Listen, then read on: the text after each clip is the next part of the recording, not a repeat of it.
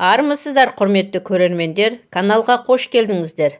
Бүгінгі видеомызда әлем мойындаған жылқы майының жапондықтарды не үшін қызықтырғаны және жылқы майының емдік қасиеті менен пайдасы жайлы толыққанды айтатын боламыз.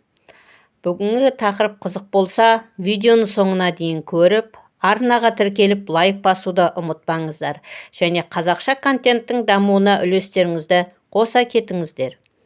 Жылқы майын азиялық көшпелі халықтар ежелден бері дәрі ретінде қолданып келеді. Олар жараларды, кесілген жерлерді, жәндіктердің шағуын майлап, гипотермия кезінде аяқтарын ысқылап, қатты дала желінен бет-терісін қорғау үшін беткеде жағып жүрген. Сонымен қатар маймен құнарлы және жоғары калориялы тағамдарды дайындаған. Оның көмегімен көшпенділер күш-қуатын арттырған. Жылқы майында иммундық жүйені нығайтуға және жүрек-қан тамыр жүйелерінің қалыпты жұмыс істеуі үшін қажетті А және Е дәрумендері, алмастырылмайтын амин қышқылдары мен омега-3 май қышқылдары бар. Ата-бабаларымыз жылқыны ежелден қасиетті жануарға жатқызған. Жылқыны майының құрамындағы маңызды амин қышқылдарының, соның ішінде аргининнің көп болуына байланысты, жылқы майы холестеринді азайтады және оны табиғи ыдырау арқылы денеден шығарады. Жылқы майы әртүрлі полиқанықпаған қышқылдарға бай.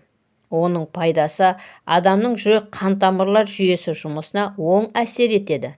Веноздық жүйе жақсы айнала бастайды. Жылқының майлы массасы бауыр ауруларына дерлік панацея болып табылатын тамаша холеретикалық функцияға ие. Дәстүрлі медицинада жылқы майын омыртқа аралық грижа, суық тию, пневмония, дислокация, суық пен буын ауруларын емдеу үшін және олардың алдын алу үшін пайдалануды ұсынылады. Халық емшілері туберкулез бен зақымдалған өкпе жасушаларын қалыпқа келтіру үшін жылқы майын қолдануға кеңес береді.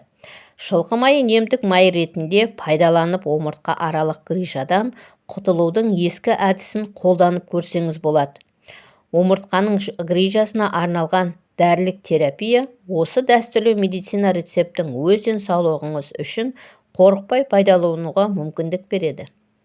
Табиғи жылқының майын кішкене жоңқаларға кесіп, оны алдын ала дайындалған полиэтилен пленкасына салыңыз. Пленканың жоғарғы бөлігін шүберекпен жабыстырыңыз.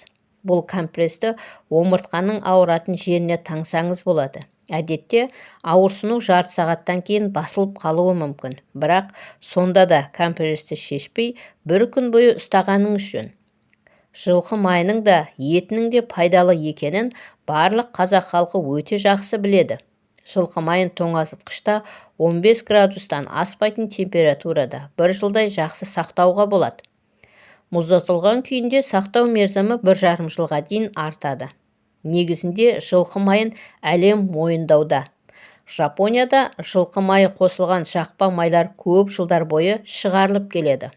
Бұл құрал экземадан нақты құтқару болып табылады. Жапонияда жылқы майынан көптеген жақпа майлар, кремдер жасау қолға алынған. Соның ішінде ең бір жақсы айта кететіні бұл экземадан арылу үшін жылқы майынан жасалынатын емдік кремдер.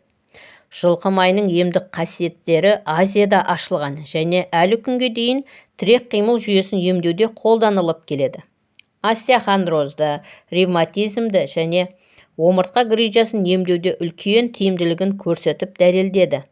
Жылқы майының құрамында омега-3, 6, 9 сияқты май қышқылдары бар.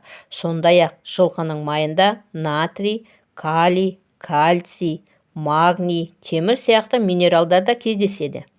Негізінде қоректік заттардың буынға жеткізілуін тездетіп, шеміршектінің қалпына келтіреді. Буындардың серпінділігін қамтамасыз етеді. Жасушаларды қалпына келтіреді, сыну қаупін азайтады және дистрофиялық процестерді болдырмайды. Сүйек және бұлшығы тінінің функционалдығын қамтамасыз ете алады. Коллагеннің одан әрі ыдырауын тоқтатып, серпінділікті сақтайды. Міне көріп отырғандарыңыздай, өздеріңізде білетін жылқы майының пайдалылығы біздің ағзамыз үшін өте орасан зор. Міне құрметті көрермен, осымен видеомыз аяқталды. Егер берген ақпаратымыз пайдалы болды десеңіз, арнаға тіркеліп лайк баса кетіңіз.